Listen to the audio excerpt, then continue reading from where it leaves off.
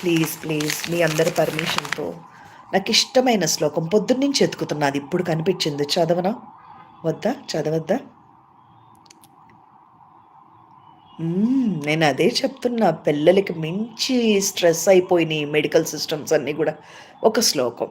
నమః సూర్యాయ శాంతాయ సర్వరోగ నివారణాయ ఆయుర్ ఆరోగ్యం ఐశ్వర్యం దేహి దేవః జగత్పతే. నమః సూర్యాయ శాంతాయ సర్వరోగ నివారణాయ ఆయుర్ ఆరోగ్యం ఐశ్వర్యం దేహి దేవః జగత్పతే. చదవనా అమ్మ? చదవనా తల్లి?